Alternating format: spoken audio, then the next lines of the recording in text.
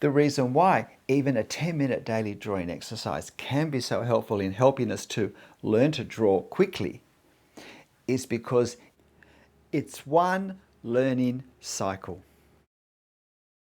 Doing whatever we need to do to learn something.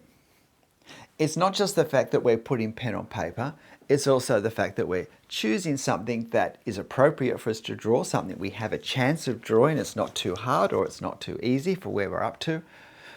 But also, we don't just do our drawing, but then we look at it and we critique it, we mark it, we work out, has it worked or not, according to what we were trying to do.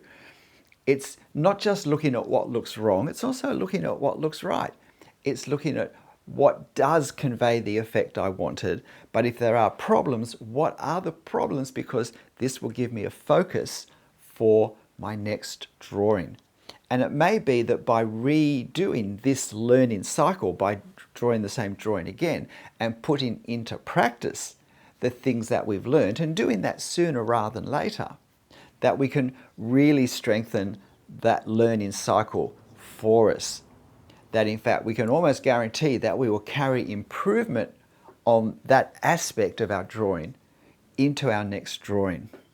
And because we're doing something every day we are building, and it's not just building with our learning to put the ink marks on the paper, but it's also building our way of thinking, our way of understanding, as well as our confidence.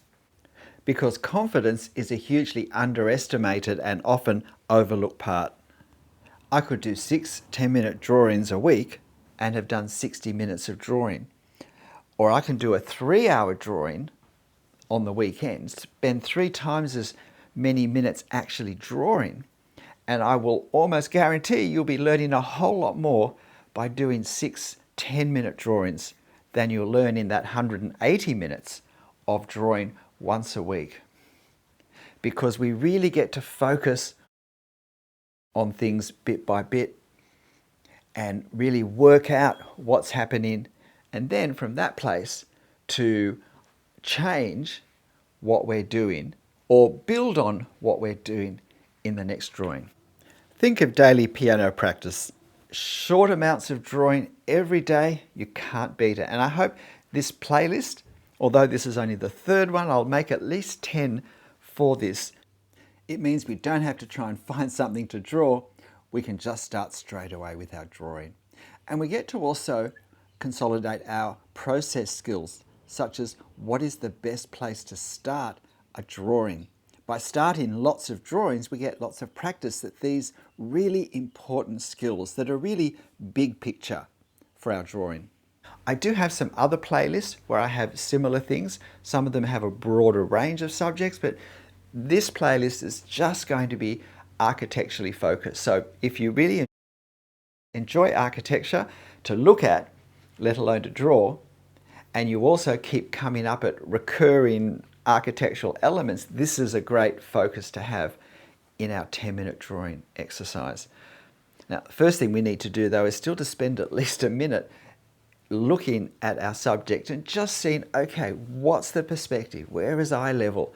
What are the challenges in this going to be? What's the scale of height to width of the different elements? So these columns between the windows are quite long and thin, as opposed to some other columns we might have drawn. So I need to see what the proportions of these columns are and not be remembering the columns that I drew perhaps when I drew the facade of Tate Britain a few weeks ago, which were a bit wider for the height because they were holding up the portico at the front. I might also pay attention to see how this little window section of a building in Oxford University curves around and how that affects the view of the 3 windows that we have. So the window on the left, we're more or less looking straight at. The window in the center is curving away. It's probably a bit more front on than anything else, but it's certainly substantially curving out of view. Whereas the window on the right hand side, we actually can't see any of the glass. All we can see is the width of the window. And I like to, when I see these sorts of things, spot the pattern. And in this case, I'm thinking, okay, well, those panes of glass on that left-hand window, we're pretty much seeing those straight on.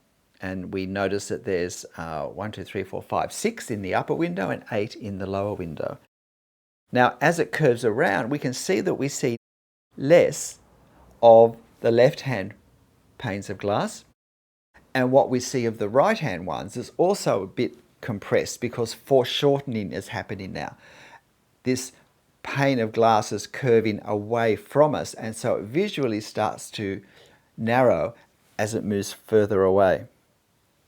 But also the angle of the wall is changing, and this is even more pronounced in that third window where we don't see any of the glass, but we do see a lot more of the thickness of the wall than we see in that center window, and we really don't see much, if any, of the thickness of the wall in that left-hand window. So these are the patterns that if we can see, we can try and capture them more accurately, more easily.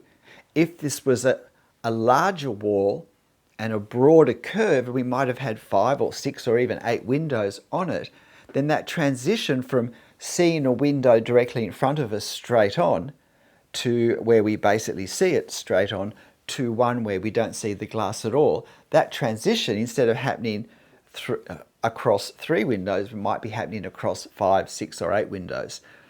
But if we see the pattern at the start, it makes it much easier to draw it, as well as observing how the widths narrow as they move around. But in the case of windows, the widths don't just narrow, but the view we actually get of the window changes as well. So these are all the things we need to try and see before we start drawing. But once we see them, the great thing with architecture, once we see them with one building or one architectural element, we know we can anticipate them. We know we can anticipate them in other scenes and views and perspectives. Everything we learn in even a quick drawing can benefit us when we go on to do other architectural drawings. And it can be therefore quicker to just focus on a small number of these elements and how they're affected in a particular perspective from a particular viewing position. And then we can bring them all together in perhaps a larger building, more complex scene at another stage. So now I'm moving upwards and I'm doing just the top bit of this rounded tower that sits in a corner of a building. And what I do is I don't get the upper line that does curve down a bit. I curve it down way too much. And this is why pausing after we've drawn certain parts and comparing it with our reference is so important. And I'm thinking, oh yeah, okay, that's not so good. So I had the center ones, and the first thing I did was I noticed that there is one of these pilasters above each column. So that helps me position 3 of them, and then I know I just have to fill the gap in between with the other 3. But now I start to adjust the fact that I want these row of pilasters to be a bit higher than I've drawn them. But even this line, I'm still curving down too much as it goes towards the right. So I'm thinking, while I'm drawing this, I'm thinking, now how can I make that look less obvious? And I do it by, fortunately there is a darker band of shadow here. And so my original line, I really seal that up between a line below and a line above it. That creates a better line, a more accurate line of shadow for this building. Now it's not perfect, but of course it is simply a 10-minute drawing exercise. And one of the things that's good to get practice at doing is addressing marks and lines that aren't in the ideal spot when we've drawn them. Because in most cases there are ways we can at least make the impact less obvious, if not hide the mark completely. But again, this is a skill, overcoming marks and lines not ideally positioned. This is a skill we need to learn, and we learn it firstly by making the mistakes, and then by working out how can I minimize the effect of this. And sometimes we don't do it at the time. Sometimes we need to do it a bit later in the drawing.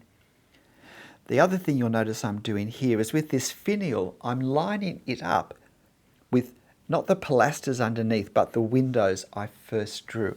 I find that when I get to some of the extreme detail, I'm better off always aligning it with the first thing I drew, not the things I drew immediately before this section. I find that lets me keep the whole thing tighter. Otherwise, mistakes can creep in from element to element as I move further away from my original starting point. G'day, I'm Stephen Travers. Hope you found this helpful. You'll find this reference photo if you want to have a go drawing this particular architectural element on my channel post page. There's a link to the photo in the description below. So why not have a go drawing this particular architectural detail? But in the end, whatever you draw, however you draw it, however it turns out, and for whatever reason you draw it, make sure you have fun. I'll see you next time. Bye.